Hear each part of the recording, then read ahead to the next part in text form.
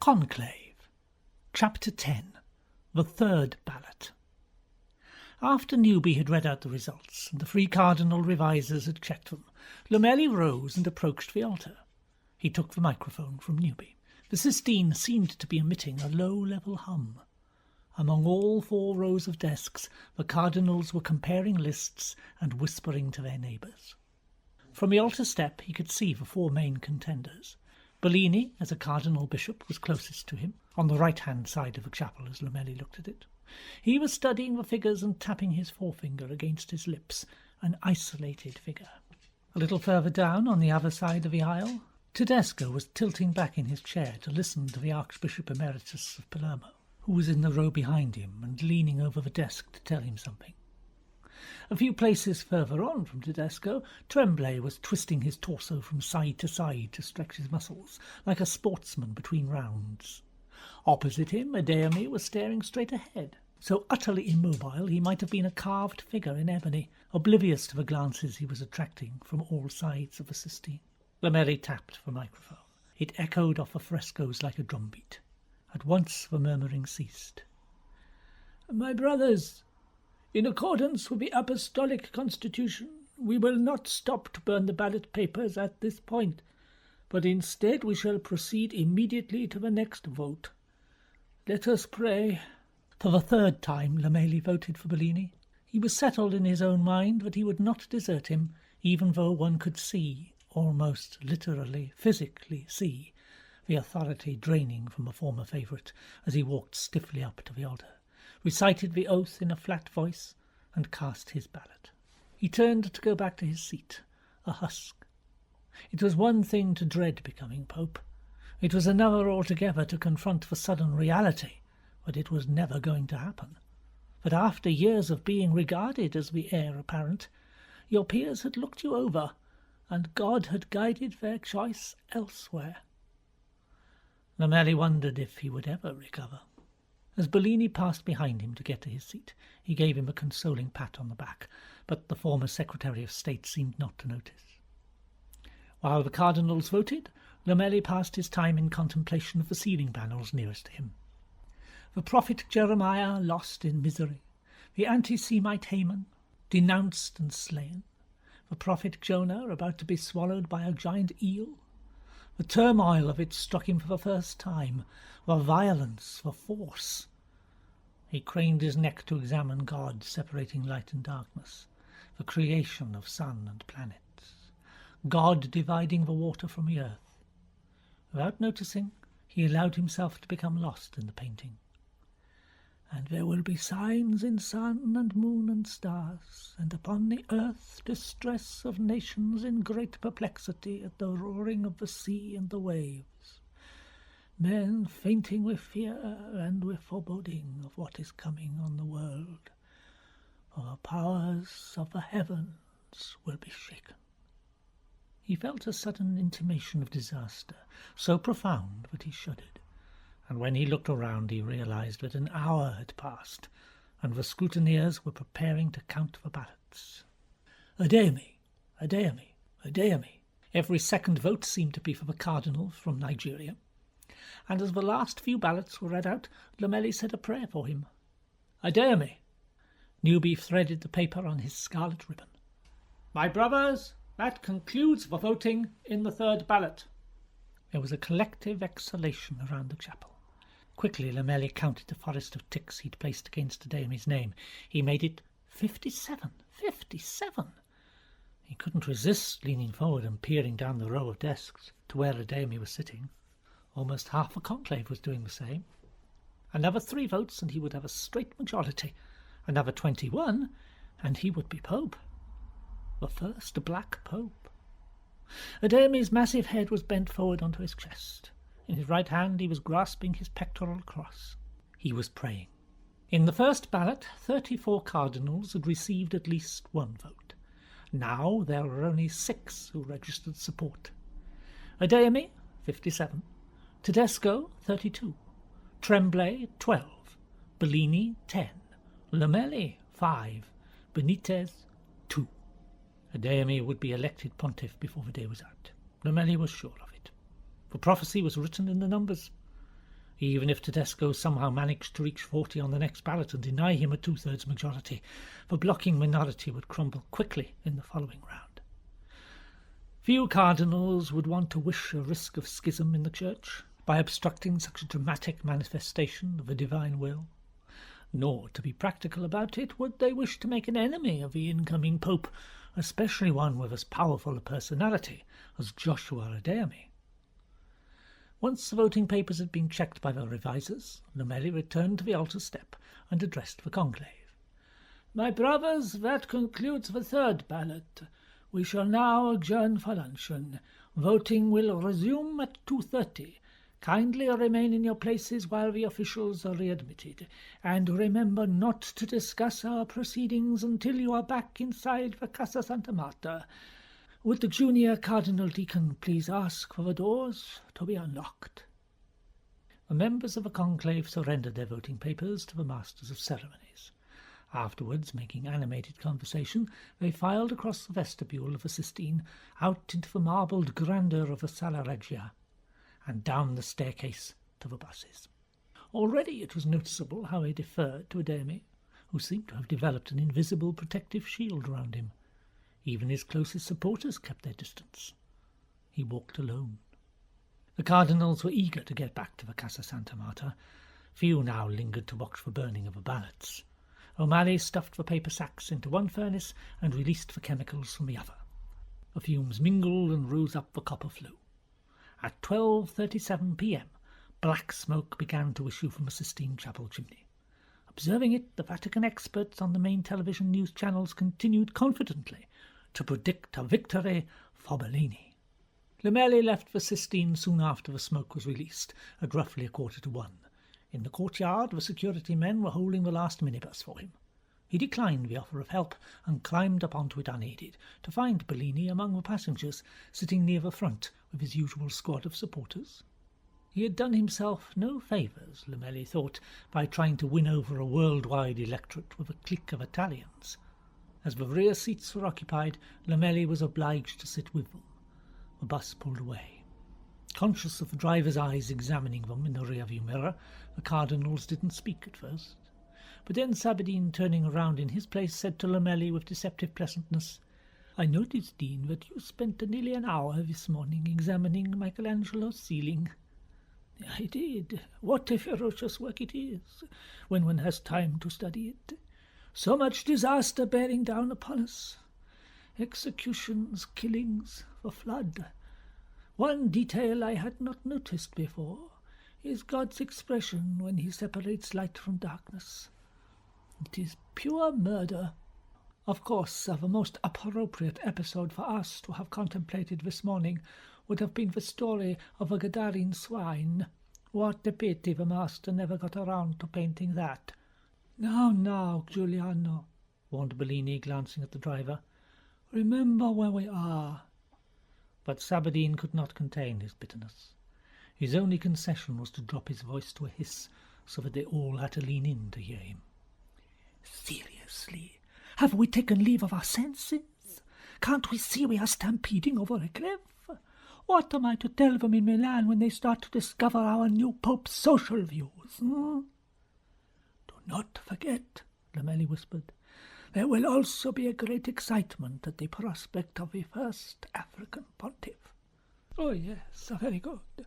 A pope who will permit tribal dancing in the middle of the Mass, but will not countenance communion from a divorced." "Enough!" Bellini made a cutting gesture with his hand to signal the conversation was over. Lomeli had never seen him so angry. "We must all accept the collective wisdom of a conclave. This is not one of your father's political caucuses, Giulio. God does not do recounts."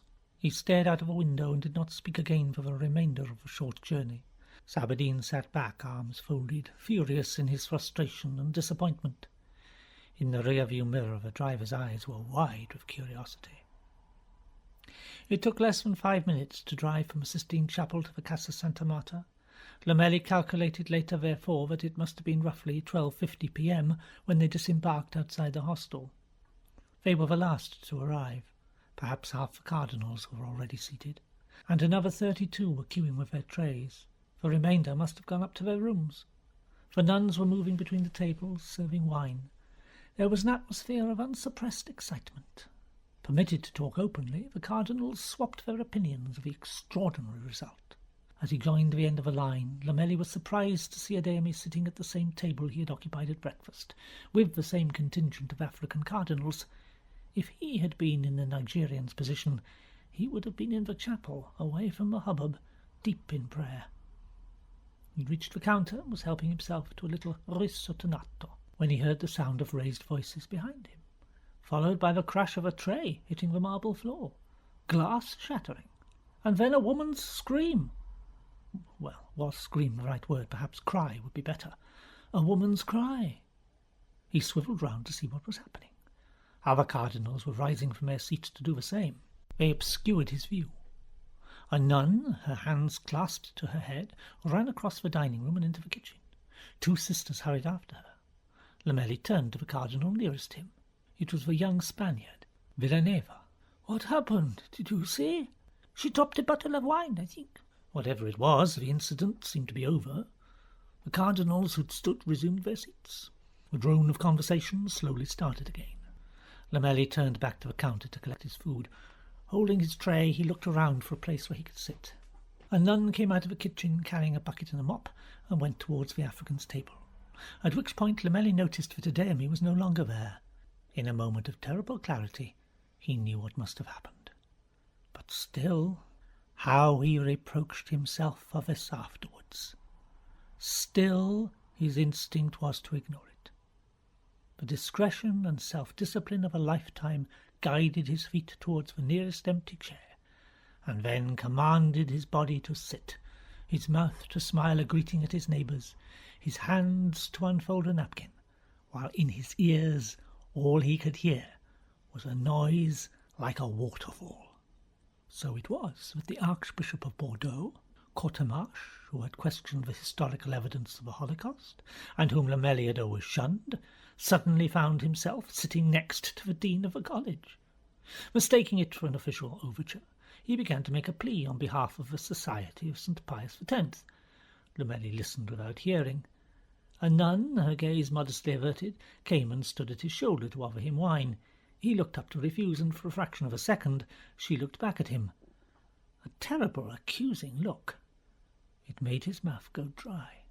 "The Immaculate Heart of Mary, the intention of heaven declared at Fatima," Courtemarche went on.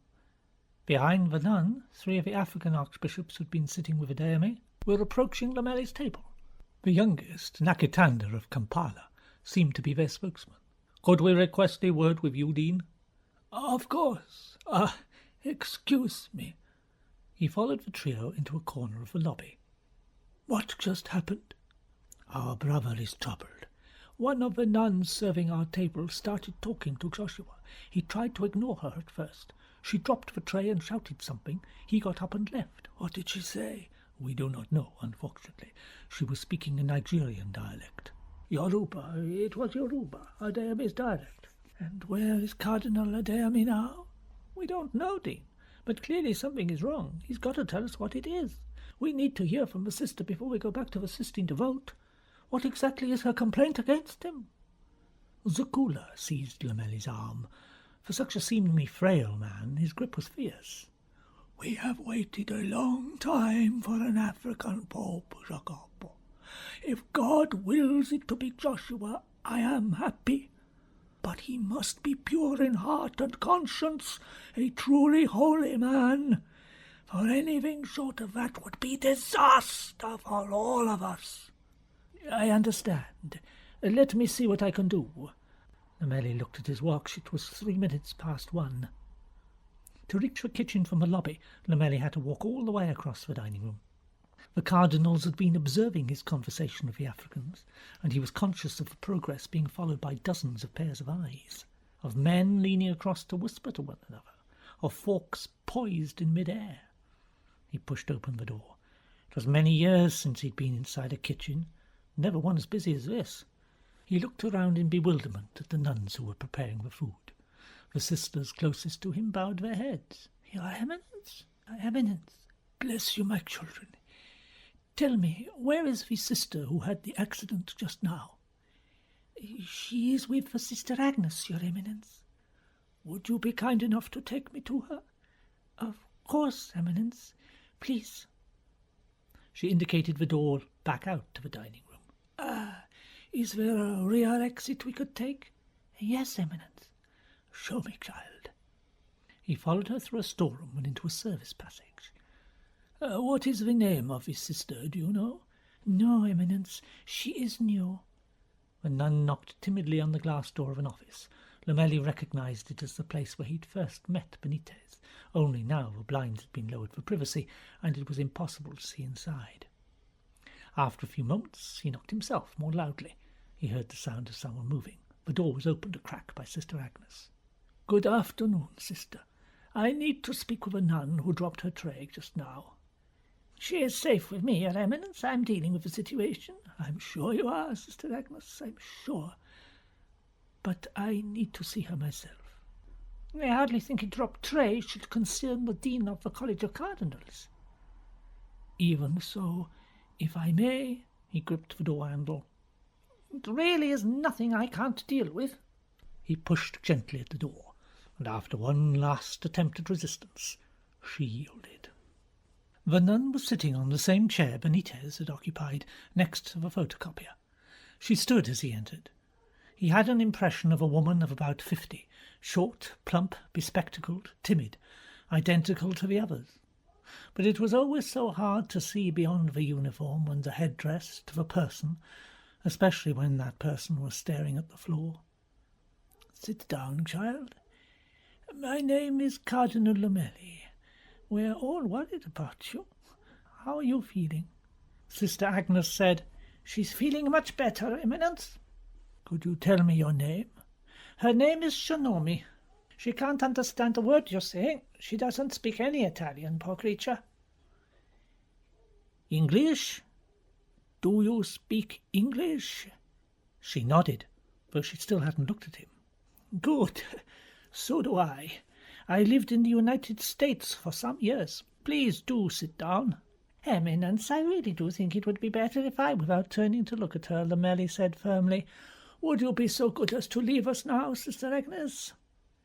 And only when she dared to protest again did he at last swing round and give her a look of such freezing authority that even she, before whom 3 popes and at least 1 African warlord had quailed, bowed her head and backed out of the room, closing the door behind her. Lomeli drew up a chair and sat opposite the nun, so close to her that their knees were almost touching. Such intimacy was hard on him. Oh God, give me the strength and wisdom to help this poor woman, and to find out what I need to know, so that I may fulfill my duty to you. Sister Shinomi, I want you to understand that, first of all, you are not in any sort of trouble.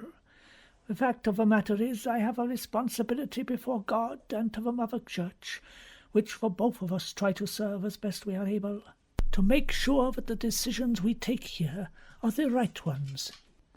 Now it is important that you tell me anything that is in your heart, and that is troubling you in so far that it relates to Cardinal Ladermi. Now can you do that for me? She shook her head. Even if I give you my absolute assurance it will go no further than this room? A pause, followed by another shake of the head. It was then that he had an inspiration. Afterwards he would always believe that God had come to his aid. Would you like me to hear your confession? Chapter 11. The Fourth Ballot. Roughly an hour later, and only 20 minutes before the minibuses were due to leave for the Sistine for the start of the 4th ballot, Lomeli went in search of Ladermi.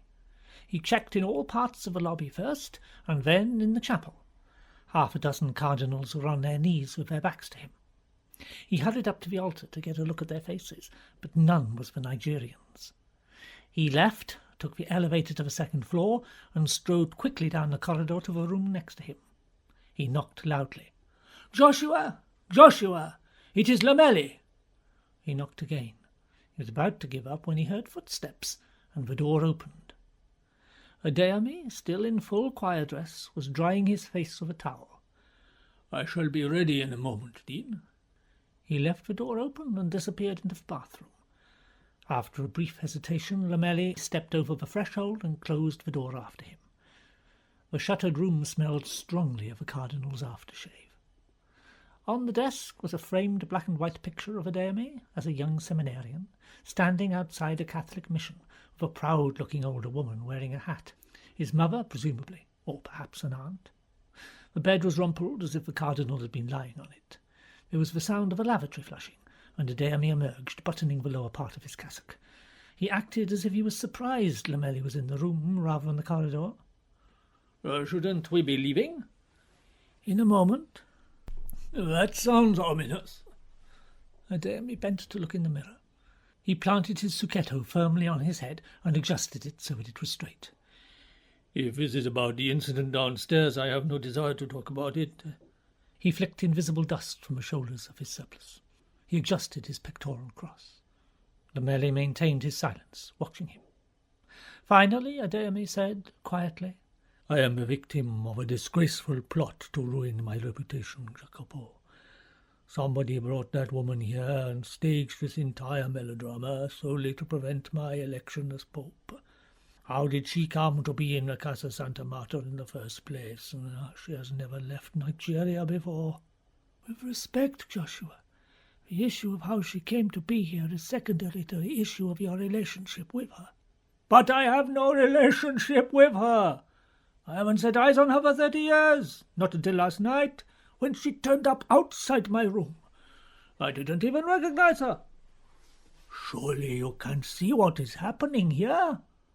The circumstances are curious, I grant you, but let us put that aside for now. It is the condition of your soul that concerns me more. My soul? Ah! Adéame spun on the ball of his foot. He brought his face up close to Lomeli's. His breath was sweet-smelling. My soul is full of love for God and his church. I sensed the presence of the Holy Spirit this morning, and you must have felt it too. And I am ready to take on this burden. Does a single lapse 30 years ago disqualify me, or does it make me stronger? Allow me to quote your own homily from yesterday. Let God grant us a Pope who sins and asks forgiveness and carries on. And have you asked forgiveness? Have you confessed your sin? Yes, yes. I confessed my sin at the time, and my bishop moved me to a different parish, and I never lapsed again. Such relationships were not uncommon in those days. Celibacy has always been culturally alien in Africa, you know that. And the child? The child? The child was brought up in a Christian household and to this day has no idea who his father is. If indeed it is me, that is the child. He recovered his equilibrium sufficiently to glare at Lomeli, and for one moment longer the edifice remained in place. Defiant, wounded, magnificent. He would have made a tremendous figurehead for the church, Lomeli thought. Then something seemed to give way, and he sat down abruptly on the edge of his bed and clasped his hands on the top of his head. He reminded Lomeli of a photograph he'd once seen of a prisoner poised on the edge of a pit, waiting his turn to be shot. What an appalling mess it all was. Lomeli could not recall a more exquisitely painful hour in his life than the one he had just spent listening to the confession of Sister Shanomi. By her account, she had not even been a novitiate when the thing began, a mere postulant, a child. But Adéame had been the community's priest. If it had not been statutory rape, it had not been far off. What sin, therefore, did she have to confess? Where was her guilt? And yet carrying the burden of it had been the ruin of her life. Worst of all for Lomeli had been the moment when she had produced the photograph, folded up to the size of a postage stamp. A young boy, 6 or 7, in a sleeveless Airtex shirt, grinning at the camera. A good Catholic school photograph, with a crucifix on the wall behind him. The creases where she'd folded it and refolded it over the past quarter-century, which had cracked the glossy surface so deeply it looked as if he were staring out from behind a lattice-work of bars. The church had arranged the adoption. After the birth, she'd wanted nothing from Adeyemi except some sort of acknowledgement of what had happened. But he'd been transferred to a parish in Lagos, and her letters had all been returned unopened. Seeing him in the Casa Santa Marta, she'd not been able to help herself. That was why she'd visited him in his room. He'd told her they must forget about the whole thing, and when he'd refused in the dining room even to look at her, and when one of the other sisters had whispered that he was about to be elected Pope, she'd been unable to control herself any longer. She was guilty of so many sins, she insisted, that she barely knew where to begin. Lust, anger, pride, deceit. She'd sunk to her knees and made the act of contrition. "Oh, my God, I am heartily sorry for having offended you, and I detest all my sins because I dread the loss of heaven and the pains of hell. But most of all because I have offended you, my God, who are all good and deserving of my love. I firmly resolve, with the help of your grace, to confess my sins, to do penance, and to amend my life. Amen." Lomeli had raised her to her feet and absolved her. "It is not you who has sinned, my child. It is the church." He made the sign of a cross. "Give thanks to the Lord, for he is good, for his mercy endures forever." After a while, Adeyemi said in a low voice, "We were both very young." "No, Your Eminence. She was young. You were 30. "You want to destroy my reputation so you can be Pope." "Don't be absurd. Even the thought is not worthy of you." Adeyemi's shoulders had begun to shake with sobs. Lomeli sat on the bed next to him. "Compose yourself, Joshua. The only reason I know any of this is because I heard the poor woman's confession, and she will not speak of it in public, I am sure, if only to protect the boy. As for me, I am bound by the vows of the confessional never to repeat what I have heard." Adeyemi gave him a sideways look, his eyes glistening. Even now he could not quite accept his dream was over. "Are you saying I still have a hope?" "No, none whatever. After such a public scene there are bound to be rumours. You know what the courier is like. But rumours are not the same as facts. In this case they are. You know as well as I do that if there is one thing that terrifies our colleagues above all others, it is the thought of yet more sexual scandals. So that is it. I can never be Pope." "Your Eminence, you cannot be anything." "Huh? What shall I do, Jacopo?" "You are a good man. You will find some way to atone. God will know if you are truly penitent, and he will decide what is to happen to you. And the conclave? Leave them to me." They sat without speaking. Lomeli could not bear to imagine his agony. "God forgive me for what I have had to do." Would you pray with me a moment?" "Of course." The two men got down on their knees under the electric light in the sealed room, which was sweet with the scent of aftershave, got down easily in Adeyemi's case, stiffly in Lomeli's, and prayed together, side by side.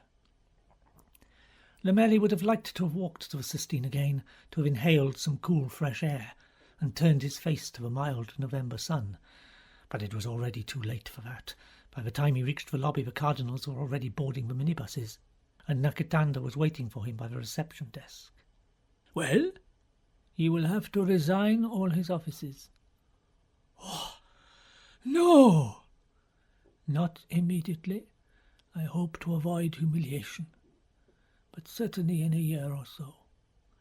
I shall leave it to you to decide what you tell the others. I have spoken to both parties, and I am bound by vows. I cannot say any more." On the minibus he sat at the very back with his eyes closed, Beretta on the seat next to him to discourage company. Every part of this business sickened him. One aspect in particular had started to niggle away in his mind. It was the first thing Adeyemi had brought up, the timing. According to Sister Shinomi, her work in Nigeria for the past 20 years had been at the Awaro Oko community in Ondo province, helping women suffering from HIV/AIDS. Were you happy there? Very much so, Your Eminence. Your work must have been somewhat different from what you do here, I would imagine. Yes, there I was a nurse. Here I am a maid. What made you want to come to Rome? I never wanted to come to Rome. Right, how she'd ended up in the Casa Santa Marta was still a mystery to her. One day in September she'd been called to see the sister in charge of their community and informed an email had been received from the office of the Superioress General in Paris, requesting her immediate transfer to the Order's mission in Rome. There had been great excitement among the other sisters at such an honour. Some even believed that the Holy Father himself must be responsible for the invitation. How extraordinary! Had you ever met the Pope? Of course not, Your Eminence. It was the only time she laughed at the absurdity of the idea. I saw him once when he made his tour of Africa, but I was just one of millions. For me, he was a white dot in the distance. At what point were you asked to come to Rome? 6 weeks ago, Eminence. I was given 3 weeks to prepare myself, and then I caught the plane. And when you got here, did you have a chance to speak to the Holy Father? No, Eminence. She crossed herself. He died the day after I arrived. May his soul be at peace. I don't understand why you agreed to come. Why would you leave your home in Africa and travel all this way? Her answer pierced him almost more than anything else she'd said. Because I thought it might be Cardinal Adeyemi who had sent for me. One had to hand it to Adeyemi. The Nigerian cardinal comported himself with the same dignity and gravity he'd shown at the end of the third ballot. No one watching him as he entered the Sistine Chapel could have guessed from his appearance that his manifest sense of destiny had been in any way disrupted, let alone that he was ruined. He ignored the men around him and sat at his desk calmly reading the Bible while the roll call was taken. When his name was read out, he responded firmly, "Present." At 2:45 p.m. the doors were locked, and Lomeli for the fourth time led the prayers. Yet again he wrote Bellini's name on his ballot paper and stepped up to the altar to tip it into the urn. "I call as my witness Christ the Lord, who will be my judge, that my vote is given to the one who before God I think should be elected." He settled back into his seat to wait. The first 30 cardinals who voted were the most senior members of the conclave, the patriarchs, the cardinal bishops, the cardinal priests of longest standing. Scrutinizing their impassive faces as they rose from their desks one after another at the front of the chapel, it was impossible for Lomeli to guess what was going on in their mind. Suddenly he was seized by an anxiety that perhaps he hadn't done enough. What if they had no idea of the gravity of Adeyemi's sin, and were voting for him in ignorance? But after a quarter of an hour, the cardinals seated around Adeyemi in the central section of the Sistine began to file up and vote. To a man on their way back from casting their ballots, they averted their eyes from the Nigerian. They were like members of a jury filing into a courtroom to deliver their verdict, unable to look at the accused they were about to condemn. Observing them, Lomeli began to feel a little calmer. When it came to Adeyemi's turn to vote, he walked with a solemn tread to the urn and recited the oath with the same absolute assurance as before. He passed Lomeli without a glance. At 3:51 p.m. the voting was concluded, and the scrutineers took over. 118 ballots having been certified as cast, they set up their table, and the ritual of the count began. "The first ballot cast is for Cardinal Lomeli." "Oh, no, God, not again. Let this pass from me." It had been Adeyemi's taunt that he was motivated by personal ambition. It wasn't true, he was certain of it. But now, as he marked down the results, he couldn't help noticing his own tally beginning to tick back up again, not to a dangerous level, but still to a point that was a little too high for comfort. He leaned forward slightly and peered down the row of desks to where Adeyemi was sitting. Unlike the men around him, he was not even bothering to write down the votes, but was simply staring at the opposite wall. Once Newby had read out the last ballot, Lomeli added up the totals. Tedesco, 36. Adeyemi, 25, Tremblay, 23, Bellini, 18, Lomeli, 11, Benitez, 5. He placed the list of results on the desk and studied it, his elbows on the table propping up his head, his knuckles pressed to his temples. Adeyemi had lost more than half his support since they paused for lunch. A staggering hemorrhage. 32 votes, of which Tremblay had picked up 11, Bellini 8, himself 6, Tedesco 4, and Benitez 3. Clearly Nakatanda had spread the word, and enough cardinals had either witnessed the scene in the dining hall or heard about it afterwards for them to have taken serious fright. As the conclave absorbed this new reality, there was a general outbreak of conversation all around the Sistine. Lomeli could tell from their faces what they were saying. To think that if they hadn't broken for lunch, Adeyemi might by now be Pope. Instead of which the dream of the African pontiff was dead, and Tedesco was back at the lead, a mere 4 votes off the 40 he needed to deny anyone else a 2/3 majority. The race is not to the swift nor the battle to the strong, but time and chance happen to all. And Tremblay, assuming the third world vote started to swing his way, might be poised to become the new frontrunner. Poor Bellini, they whispered, glancing over at his passionless expression. When would his long-drawn-out humiliation be over? As for Lomeli, presumably his vote reflected the fact that things had started to look uncertain. There was always a yearning for a steady hand. And finally there was Benitez, 5 votes for a man nobody even knew 2 days ago. That was little short of miraculous. Lomeli put his head down and continued to study the figures, oblivious to the number of cardinals who had begun staring at him, until Bellini leaned around the back of the Patriarch of Lebanon and gave him a gentle poke in the ribs. He looked up in alarm. There was some laughter from the other side of the aisle. What an old fool he was becoming. He arose and went up to the altar. "My brothers, no candidate having secured a 2/3 majority, we shall now proceed immediately to a 5th ballot."